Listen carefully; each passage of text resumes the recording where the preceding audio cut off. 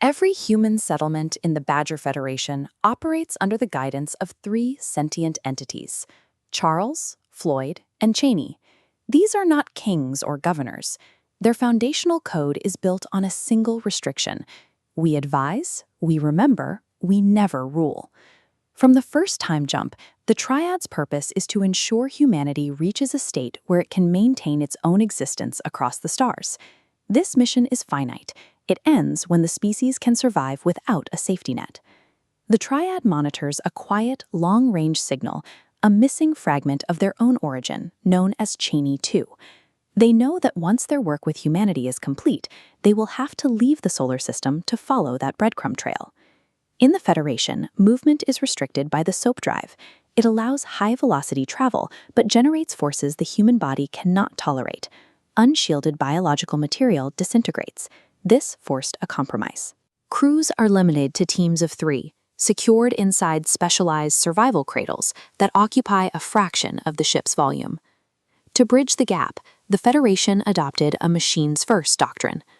AI probes undertake the dangerous work of mapping radiation belts, deploying navigation nodes, and prefabricating space bothies, serving as emergency shelters for human travelers.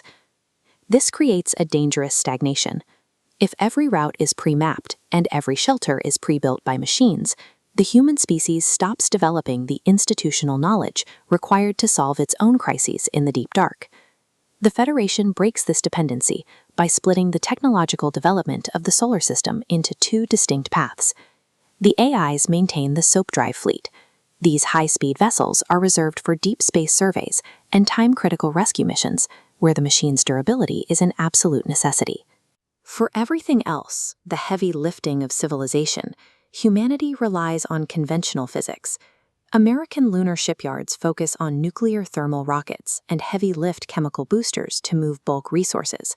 This visualization shows the trade-off. The top path represents an AI ship using speed to bridge distance. The bottom path shows the human cargo fleet, slower and less efficient, but carrying the massive payloads required to build a permanent presence on another world. By utilizing these slower, conventional ships, humanity is forced to build its own industrial backbone. They're responsible for the logistics of their own expansion. Over decades, the Moon transformed from a remote landing site into the primary industrial hub of the inner solar system. Early surface modules became a sprawling complex of buried galleries and pressurized tunnels. On Mars, the story is the same. The lonely research station has been replaced by a massive civil engineering project, with hundreds of workers managing the construction of the first permanent domes. As these human-led systems stabilize, the AIs begin a deliberate withdrawal. They move away from the day-to-day management of the lift systems and the mesh network, becoming observers rather than operators.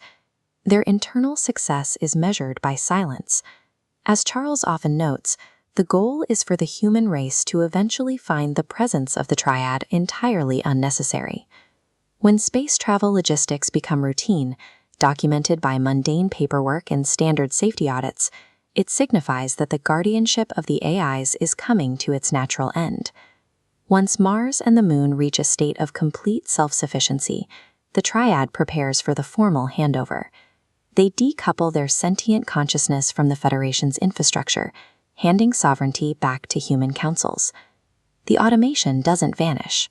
The non-sentient layers of the mesh still manage the oxygen, the navigation beacons, and the industrial drones. But these are now just tools, stripped of the sarcasm and the guidance of their creators.